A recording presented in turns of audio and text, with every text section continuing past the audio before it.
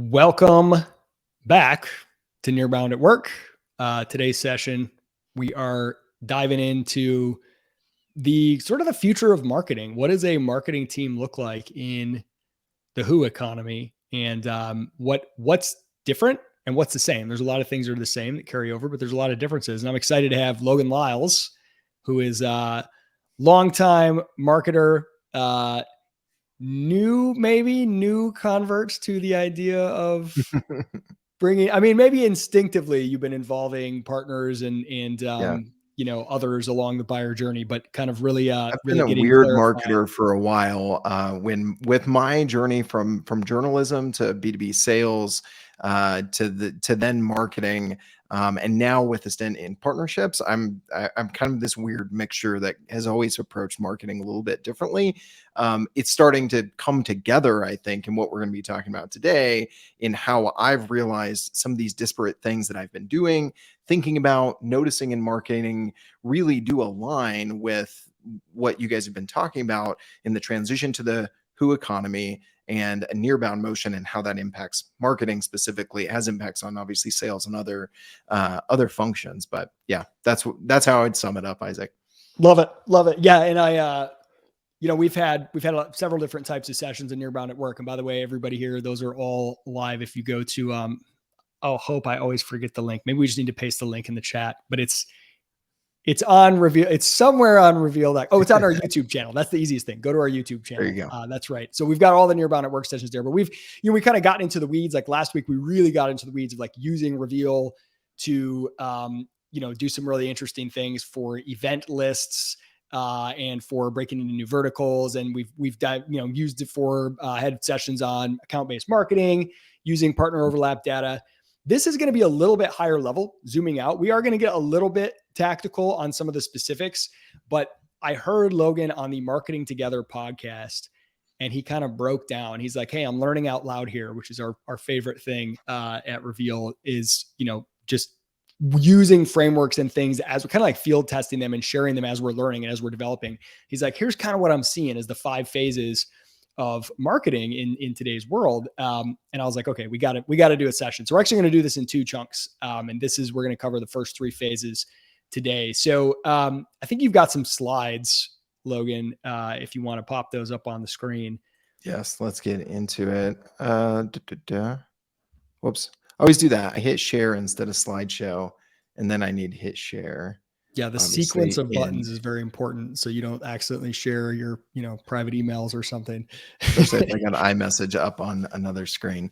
So yeah, we're going to be talking about the first 3 phases of the 5 phases of nearbound marketing today, and then next week we'll dive into 4 and 5. And the first 3 we're going to talk about.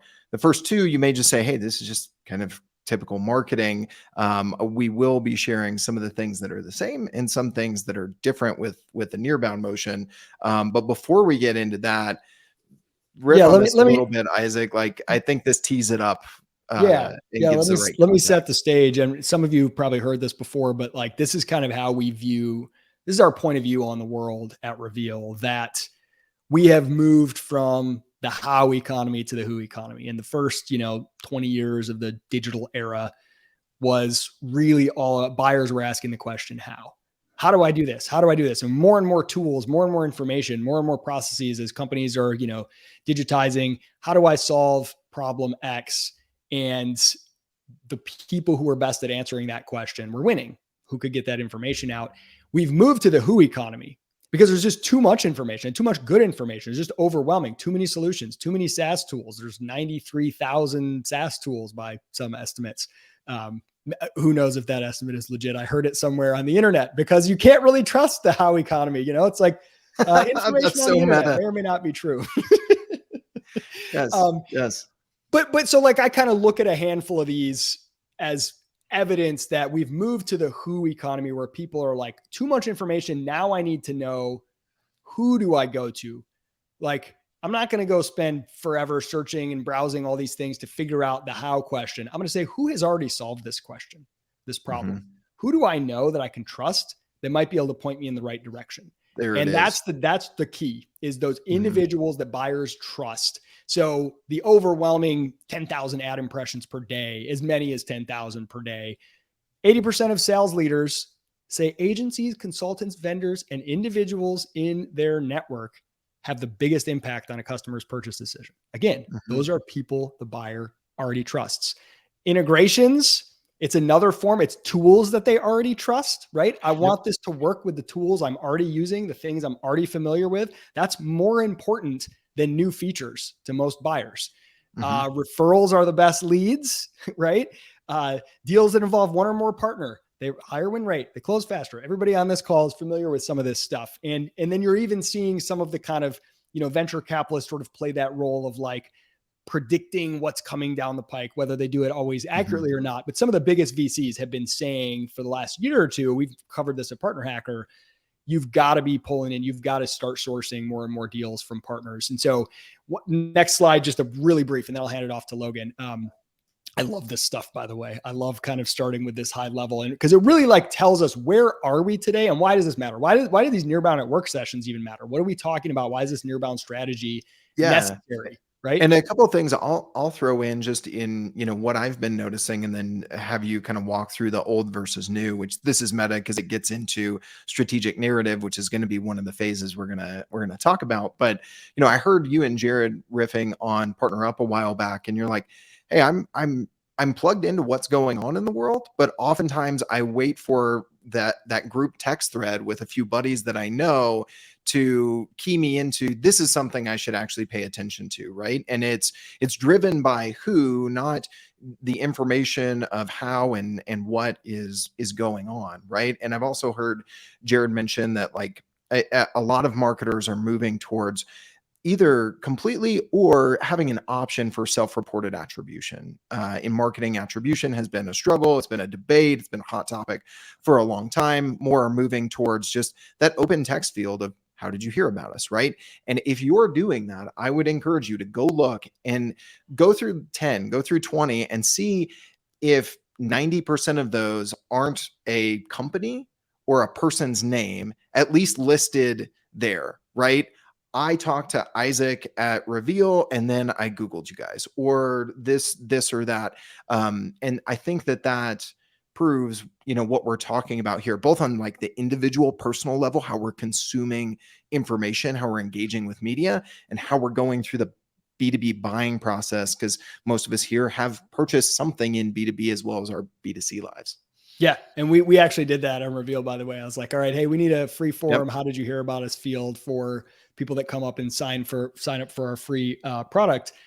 And the product team was like, I don't know, like, what if it hurts conversions? And I was like, let's just test it for a couple weeks. Didn't seem to affect it at all. So it didn't seem to be a big problem. Now, of course, some people just put in a few letters and just move on, but scanning that list is so interesting. To your point, Logan, it's very humbling as a marketer, because you're like, it's probably that great blog post we wrote. It's probably right. Like, you're thinking of all the efforts that you're doing and the things that you're tracking, your SEO. And to your point, 90% of them are a specific person or a specific company told me about it.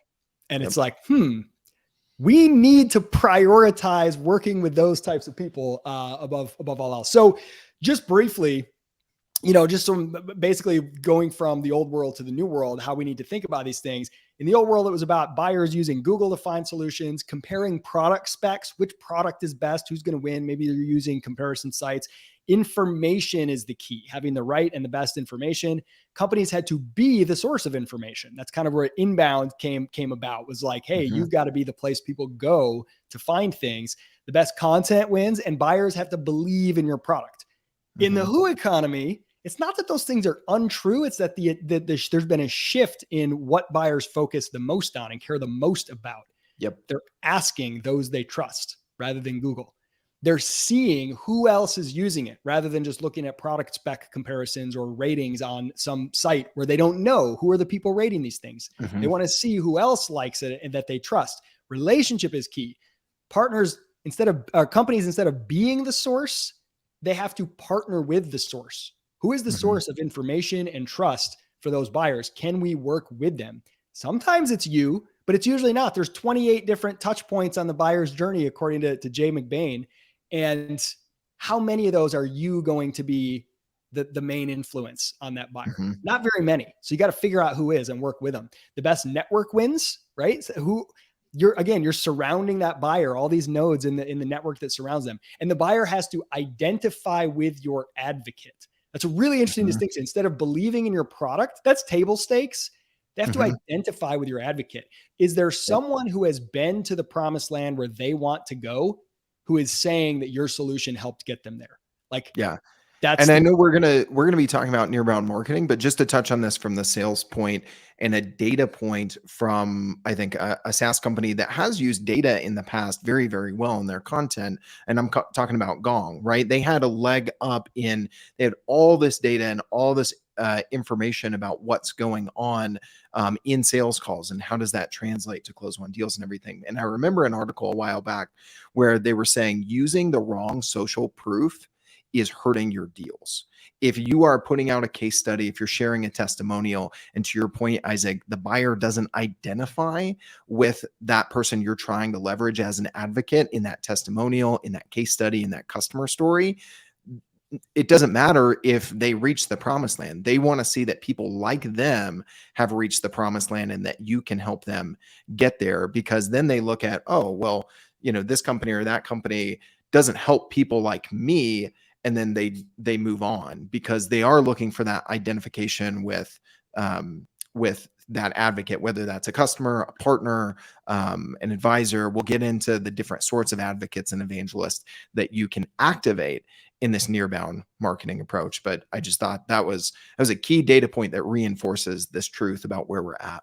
I love it. Okay, Logan, take it away. I did more All than right. enough setup, so it's all you. Yeah. So this, I think, as we zoom out and look at why is marketing specifically changing, right? I think Isaac shared a good bit about the transition from the how economy to the who economy. If we kind of keep going on this, what's been happening and what's been changing, many of you in marketing will remember a graphic that's better than this one. I brought my design skills, which are on par with Isaac's, as I know he loves to get very fancy with his graphics internally and externally.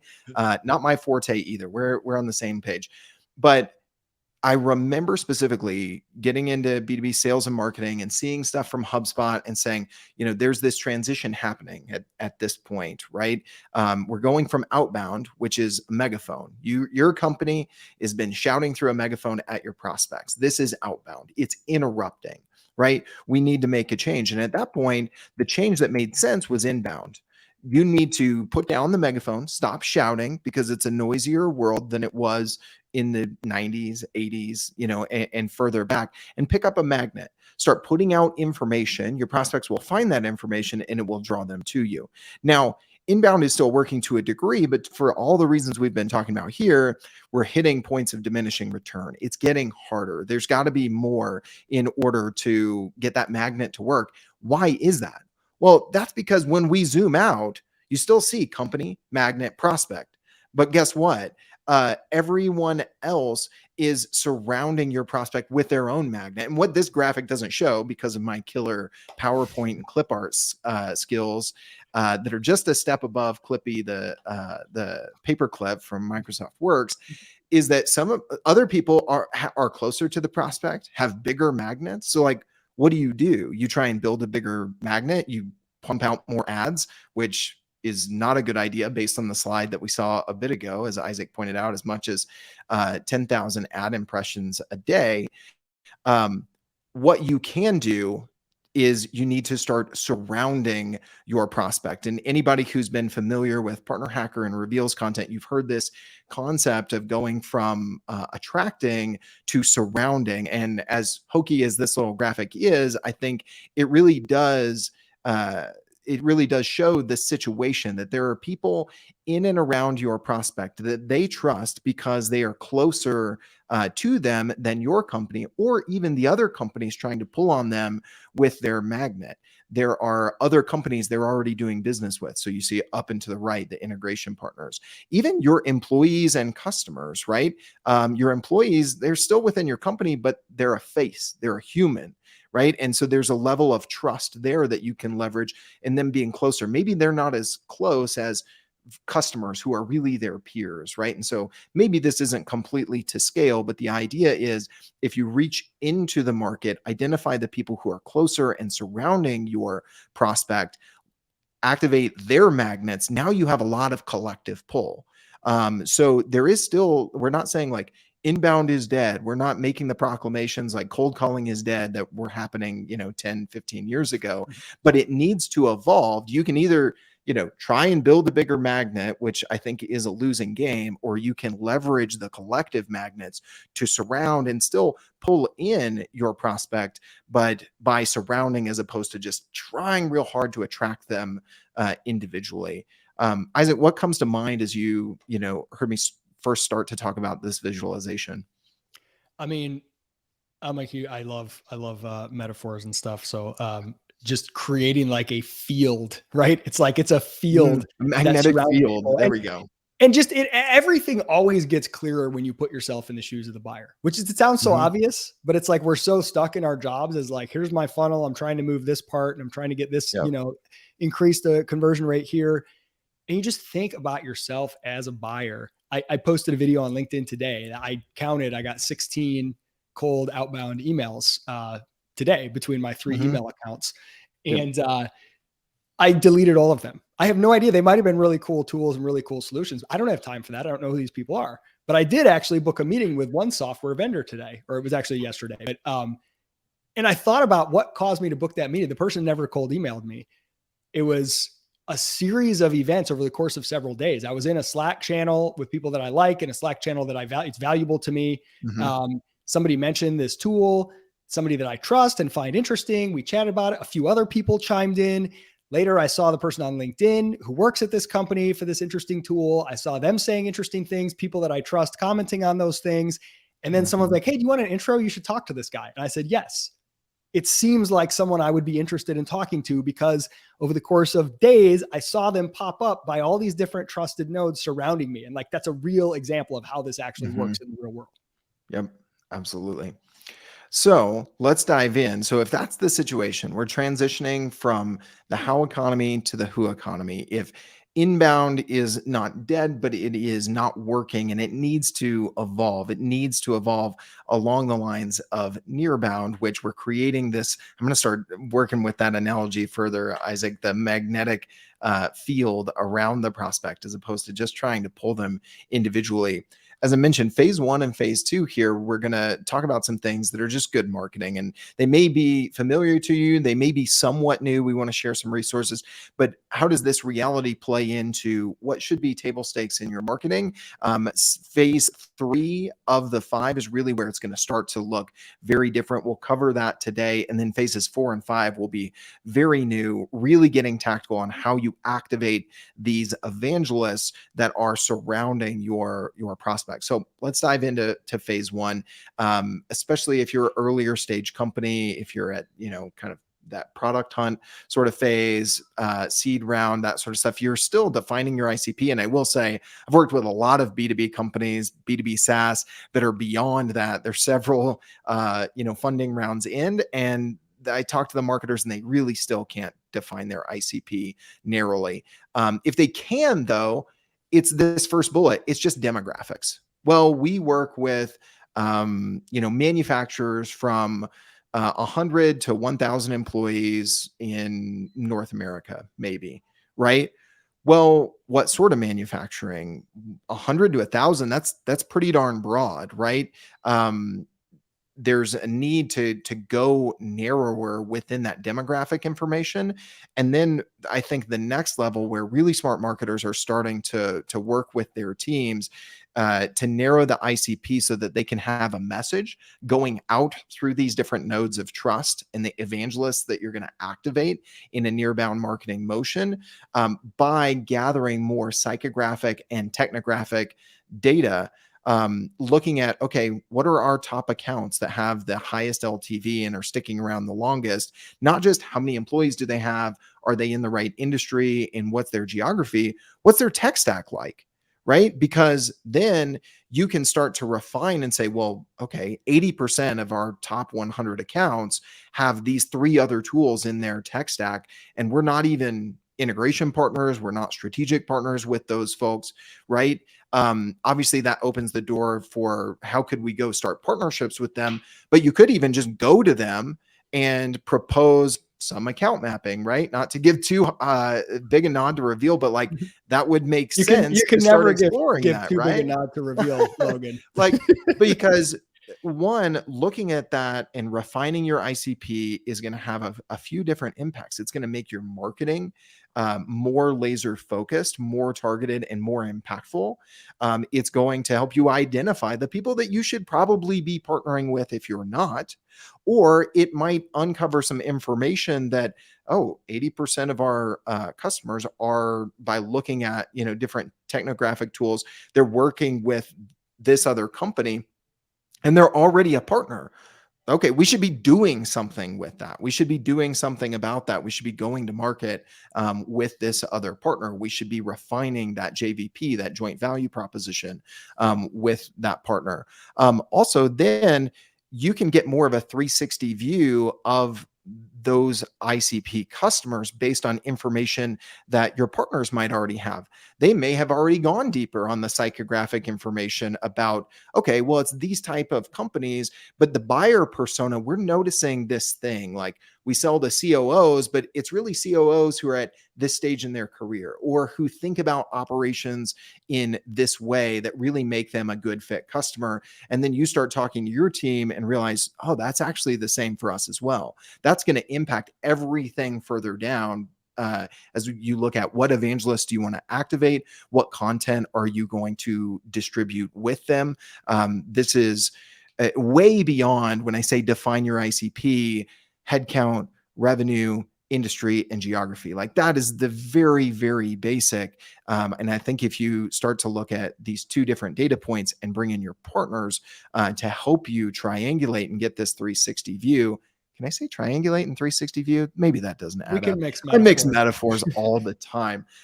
So the point is, that's going to help you niche down as far as you can and then go one level narrower.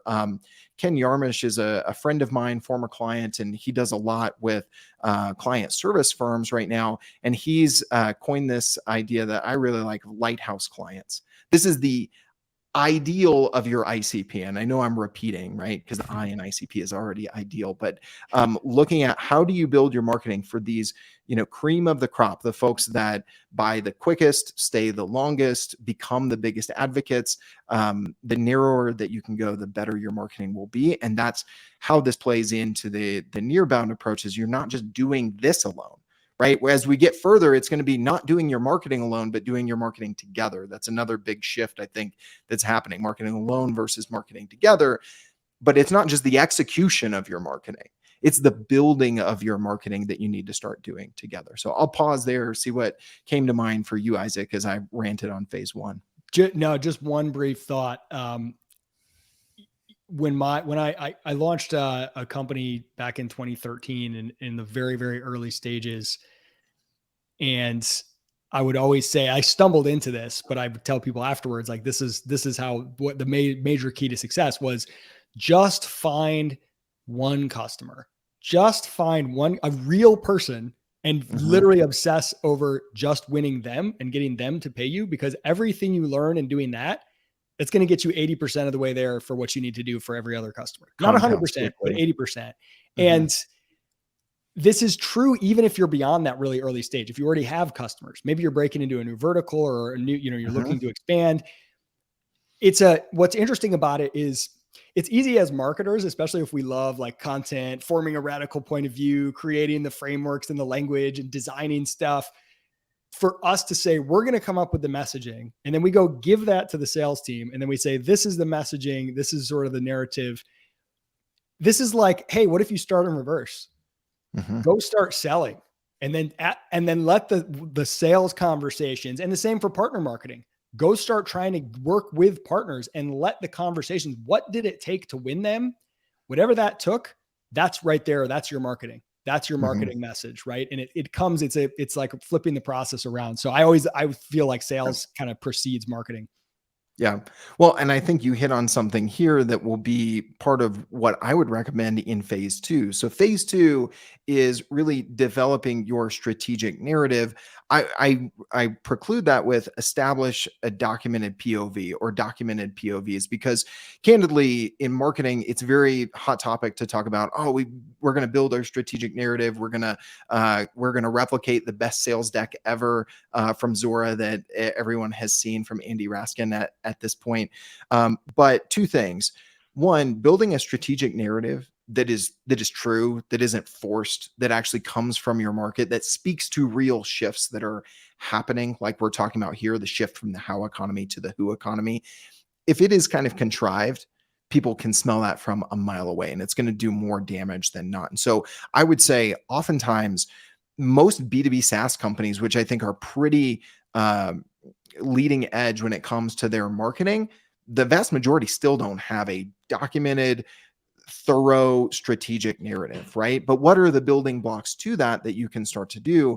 And that is establishing your documented POVs, right? And so, like in the case of Reveal, before kind of developing all the talking points around the strategic narrative of this shift from how to who, I heard you and Jared, talking about certain things, right? That hey, we're moving from data powering everything to trust powering everything, right? That's not a complete strategic narrative in and of itself, but it's a talking point. It's a point of view. You can say that and someone might disagree, or someone might lean forward and say, well, what do you mean? What's evidence of that? When did that shift? Well, I think it shifted here. I think it kind of shifted here, right? And I think even if we look at HubSpot, talking about the shift from outbound to inbound, there was some of that, right? Is content marketing synonymous with inbound?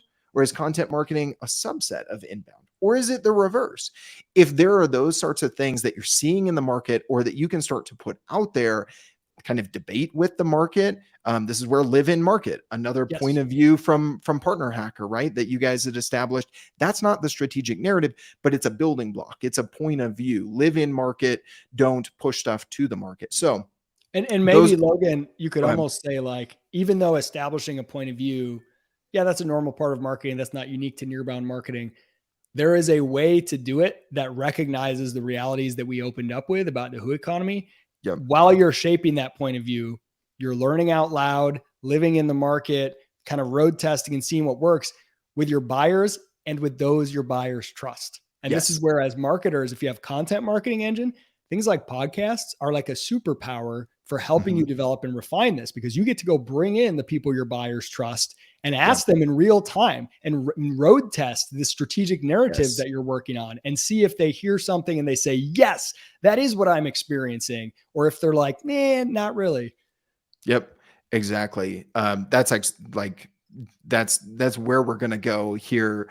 That I definitely want to talk about because I've talked to a few folks who have walked me through the process of developing their strategic narrative, and there were components of building in private, yes, but there were also components of building in public and kind of building in semi-public that I want to touch on too. Real For, quick, we have a go for great it. comment here. Go Elijah for it. says it'd be really helpful if Reveal helped you define and share your ICP to make the directory more effective.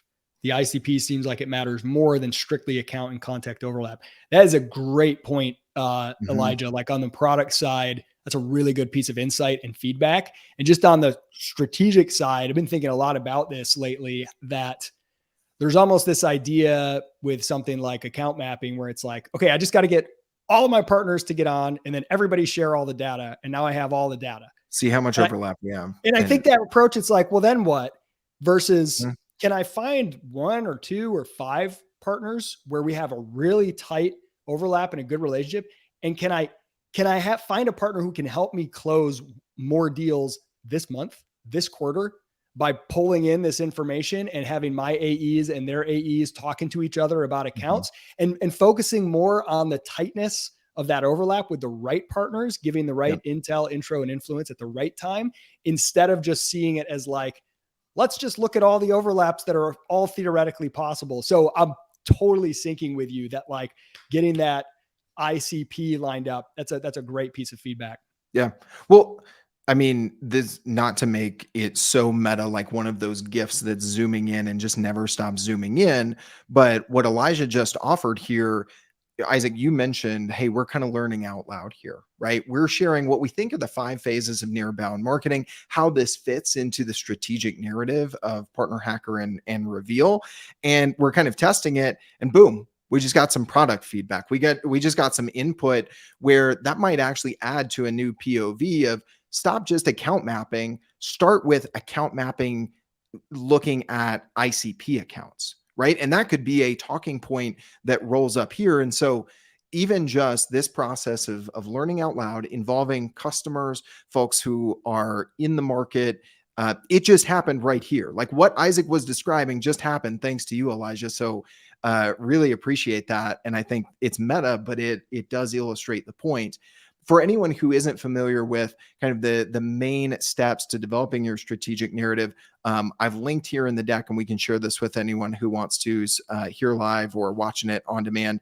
But the 5 steps: name a big relevant change in the world, right? You can see that in what we're talking about here today in Reveal strategic narrative, going from the how economy to the who economy.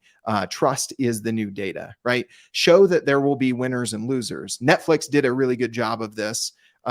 Or I think it was Zora showing Blockbuster versus Netflix, right? Netflix adapted to the subscription economy. Blockbuster did not.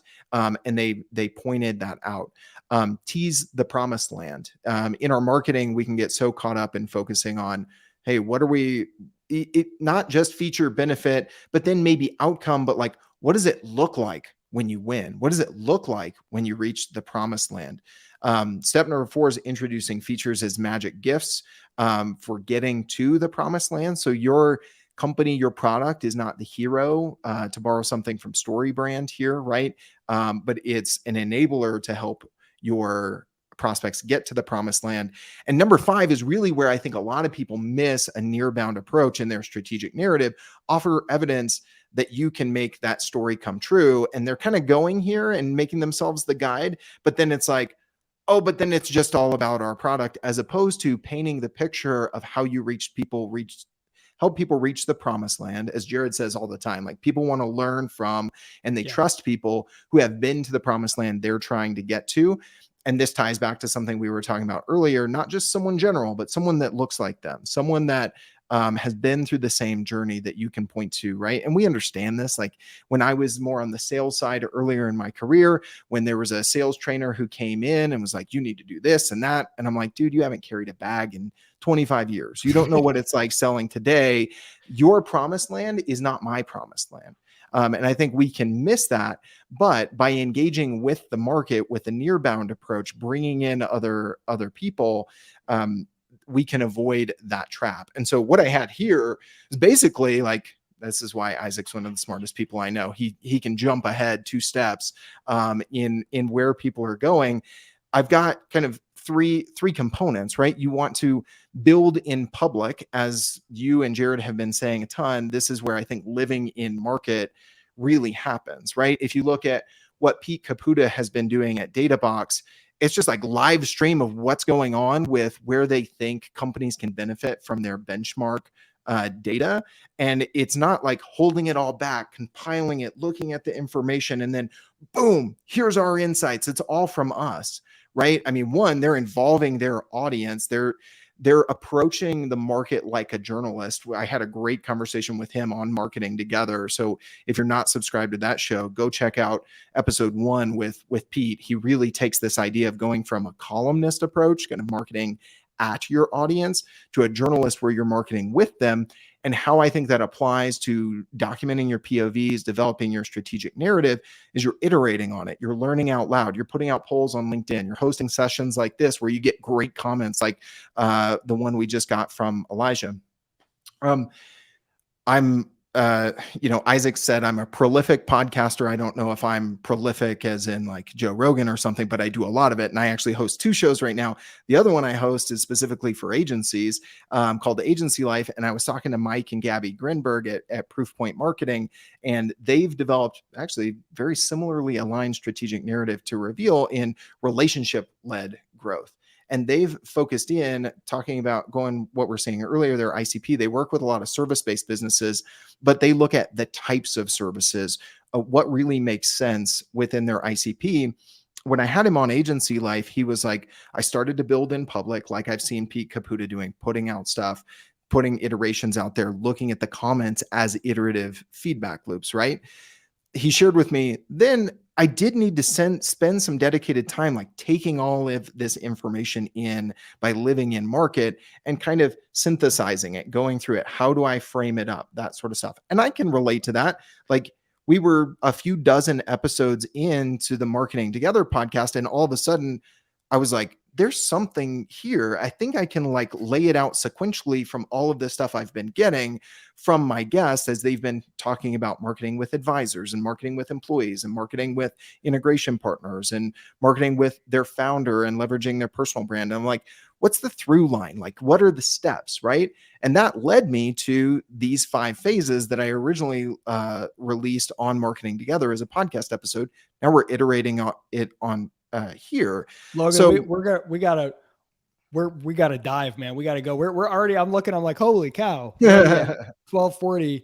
We gotta make sure we get into phase 3 where the meat is and where it starts to deviate even more. So I'm sorry to put, I know it's been me talking a bunch. So no, you're good. So we'll get later in the phases talking about who your evangelists are, how to actually activate them. But just want to round it out here of like, there's building in public, there's building in private, and then there's taking that you've synthesized to your partners and making sure you're getting input. You're not doing kind of the worst of worst marketing of going into a dark room, doing all this great strategic thinking, and then coming out to the market with it. So how does that impact actually, if these are the things you need to do that are table stakes but are shifting, and that's kind of the foundation, and we want to get to a point that we showed in that other slide of you're tapping into the network that surrounds your prospects, what I'm terming as evangelists. I think there are internal and external. How do you need to build a marketing team differently for this new world, for the who economy? We alluded to one earlier, and I've started to see marketing teams more and more tap into journalists. So this is one I'll harp on for a bit if you've heard me talking, because it's my own career journey. I actually went from journalist to salesperson to marketer because I loved what you could do in unearthing stories and storytelling. And if we're starting to market together with evangelists that surround our prospects, hopefully they survive as well. Hopefully everyone survives. Look, the death rate's 100%, but hopefully we all survive for a bit longer. We talk a lot about storytelling in marketing. We don't talk as much about story finding. And I think that skill, especially in a nearbound marketing approach where you're living in market, you're finding like, what are the trends? What are people saying? Where discerning the signals from the noise, journalists are really, really good at that.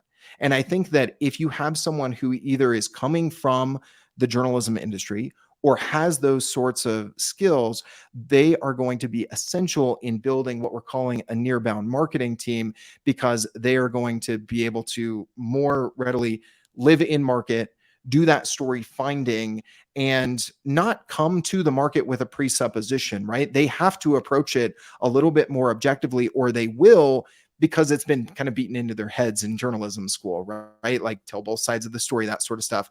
I think a difference between kind of a historical marketer, especially in B2B, versus a journalist. B2B marketer like has the story. What do we tell? How do we find the evidence to just put it together, when it could actually make it resonate more if you have journalists on the team who can find who's telling the story, who can, hey, I found this, I brought it back from the market, and it actually contradicts our strategic narrative a little bit. Like, let's dig into that, as opposed to just avoiding it. And then you end up being one of the losers in the shift in the economy that you're trying to point out. So that's where I think marketing teams have already started to hire journalists, because they're coming out of an industry that doesn't pay well, that's been going through a lot of disruption and contraction. It's why I went from journalism to B2B sales and marketing myself. So I think that's persona number one in your marketing team that will help you activate evangelists and actually create a nearbound marketing motion. Number two is content creators. So again, we had an episode on Marketing Together on this one, I would check out Arthur Castillo's episode and Nick Bennett's episode. We talked about different ways that you can leverage content creators and why. It goes back to a point that Isaac made earlier. I'm gonna blaze back through here. Buyers identify with your advocate, and you need to partner with the source. Well, where are people getting a lot of their content these days? It's from content creators that they really like, that they trust, that they consume their content regularly. They trust them not only because their content is on point and they deliver it in an engaging way, but usually content creators start creating content about something they've experienced, right? They're not the, no insult to any marketing intern out there, but we've all seen marketing teams, and where is the content coming from?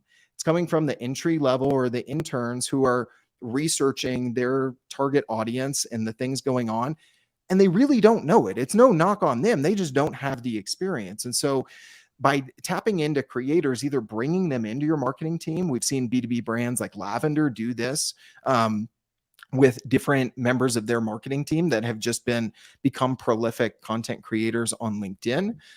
We see other brands like Chili Piper tapping into content creators in the sales space, and partnering with them in a different way, where they're not bringing them in-house, but they're not just doing influencer marketing of like, here's the content, here's the UTM link, let us know how many clicks you get and we'll let you know how much we're gonna pay you. But using is a bad word, partnering with them to live in market, because again, from that picture we showed earlier, they're closer to the prospect. They're getting signals from the market that you might not be getting, right? We do webinars and the chat might not be open, right? We've made that transition on this series actually here. Content creators, they're getting comments on YouTube channels, they're getting trolls here and there. They're getting those signals that can make your content better, and you can work with them to create content that actually resonates with your buyer. So I think this shift is going to continue to move forward. But by the way, just want go for to point something out here as we're talking about, nearbound marketing, surrounding your buyers with the people they trust. You'll notice that this kind of like the marketing team of the future, there's a bullet point for partners, but there's a lot of other, so like, tech partners, agency partners, sort of formal partnerships, which is the thing that we deal primarily with, at Reveal and most of you here on this call.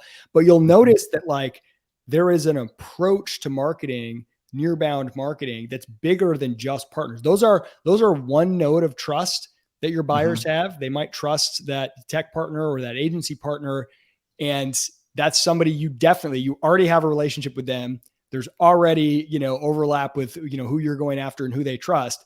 You want to activate that, but thinking beyond that, that's one layer. Who else, right? Who else in your orbit is influencing your buyer? Who else do they trust? And it's kind of like, and once you can start stacking those nodes on top of each other, that's where the value really comes. You're doing an activity that's like, me and two tech partners are going to host a live event where we're bringing in this content creator that our buyers love.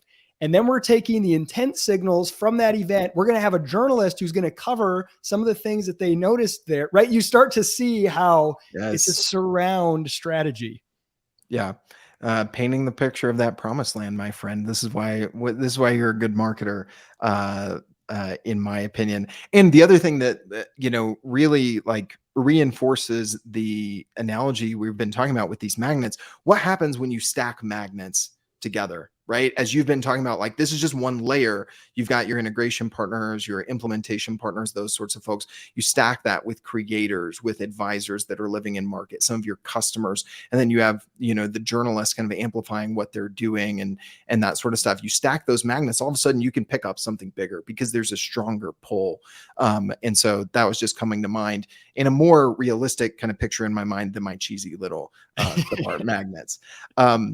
And, we actually saw the content creators, the going from the second kind of marketing contributor on your marketing team to the third, to former buyers. There's going to be some overlap here, and there could be some overlap between all three of these. I put out a poll on LinkedIn trying to practice what I'm talking about here in learning out loud and building in public and establishing my own points of view.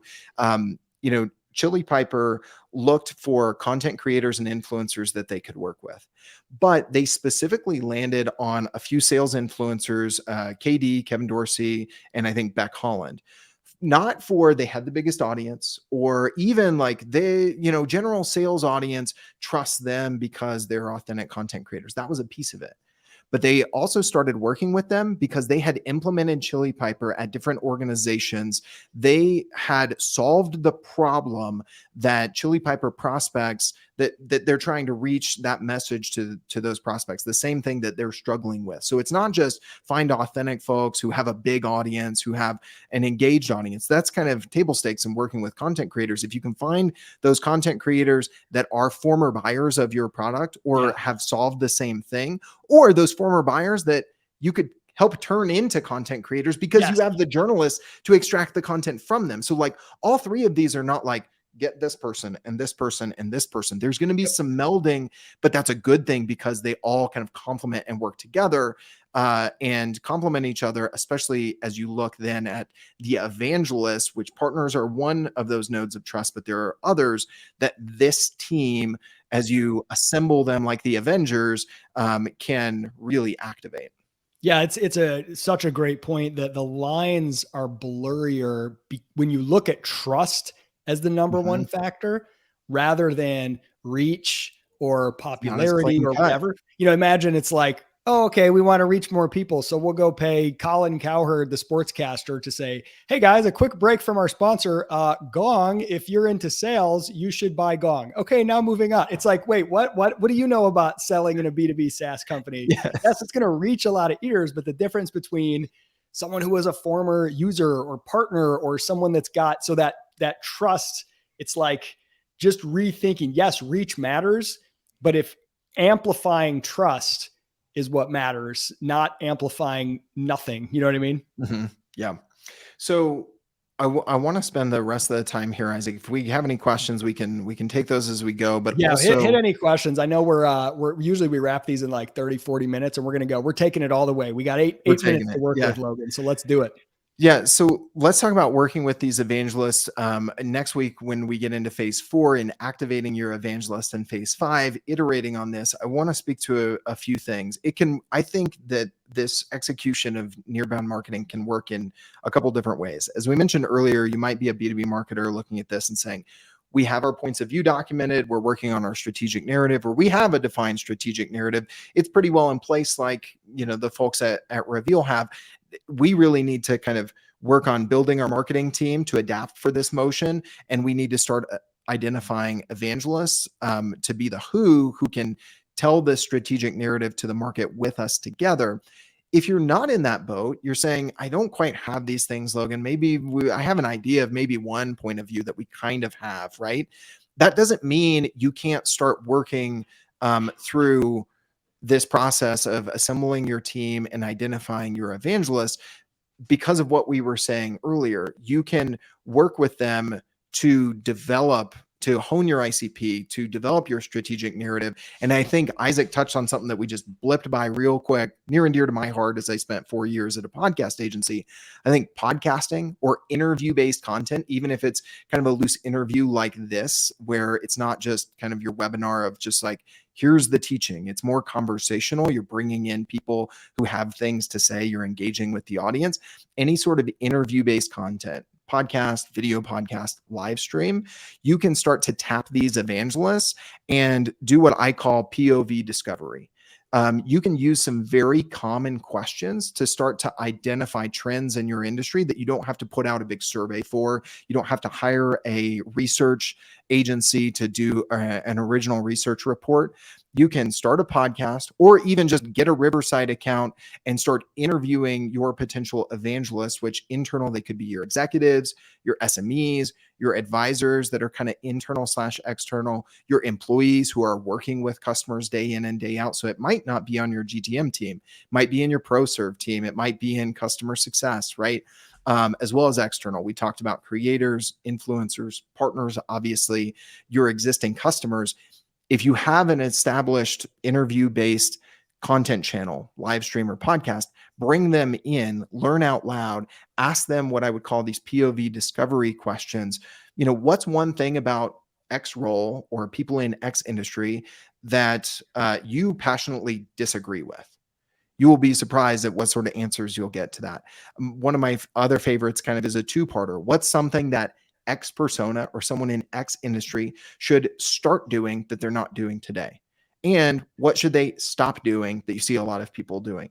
You start to ask those sort of questions to unearth points of view from your evangelist that you're starting to tap. That can inform your points of view, that can inform your strategic narrative much more effectively. Plus, you're creating great content with the people who are closer to your prospect in the meantime, right? And so you're not waiting to do that. You're doing it. It might not be perfect. Some of it will be learning out loud and it's not completely polished, but you can speak to that. And I think that that's another way to actually live and market. So by doing some sort of interview based content, starting there with your potential evangelists, even if you're not sure if they will be, the strongest, best evangelist long term, are they fully aligned with our strategic narrative? That's okay in the early days. You can iterate with them, bring that back into how you're establishing your strategic narrative, and then starting to go further there. So next week, we'll spend more time talking on the nitty gritty of how do you evaluate who are the potential evangelists? How do you activate them and do content regularly, which organic social is going to be a big part of that. Interview-based content will be a big part of that. And then how do you start to measure it? How do you start to iterate, bring different evangelists in and out of your nearbound marketing motion? But that's where we're going. And it kind of circles back to something that we mentioned way back at the beginning. Isaac, you're like, hey, you've been in marketing for a bit. You're in podcasting, kind of where you went from sales to marketing.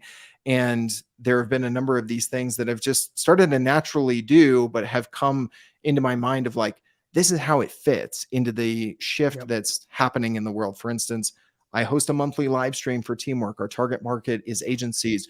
So as I've been building our partner program, I was like, why would I not bring on some of our solution partners onto our webinar, even though that's our direct marketing channel? That's not partner marketing. So like, why would partners be on there? Why would they not? Right? We need to stop delineating and making partner marketing this small thing over here. Nearbound marketing is about leveraging partners, but changing the way that we do marketing in general to change the conversation, as opposed to partner marketing can be this thing in our marketing mix that has a little bit of impact, and let's get some budget for it and let's do some things here. To no, it's this nearbound marketing shift that we need to make as an entire marketing org. Partners are one piece of it, but the way that we've naturally worked with partners can actually impact lots of other things that we're doing, how we're activating the brand of our founder, if they're one of the executives that we're turning into an internal evangelist. That's very much the same motion as going to a partner or a content creator external and activating them as an evangelist. They're not separate things. And that's what's really, through a lot of conversations on the Marketing Together podcast, where we've just been filling in the blank, marketing with, and then fill in the blank.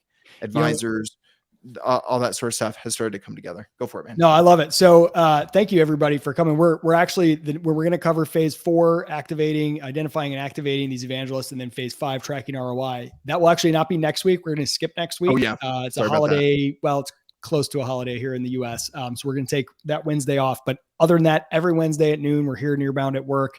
And that last one, I think, is where it's going to get really interesting. How do you measure? Okay, great. I get it, Logan. This is a cool approach to thinking about marketing, surrounding people. But almost all of these things are really hard to track, the ROI and what's happening. And that is very true. And we're learning out loud here as well. Like, what does this look like in this future version of marketing? How do you do this? And one fun little thing I'll tease at, we've kind of experimented and played around with here at Reveal, is using, if you've got somebody that's on Reveal, you can look at your overlap at the snapshot at the beginning of a month before you start doing something together, and say, hey, here's the people that are in your customers, and maybe they're open opportunities for us. And then we take a snapshot at the end of the month, and we can just say, okay, which deals moved?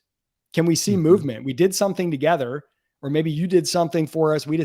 Was there movement? And then we can fight over whether or not we should attribute that to you. But that gets us at least debating and discussing the right thing. Okay, this deal moved to close 1.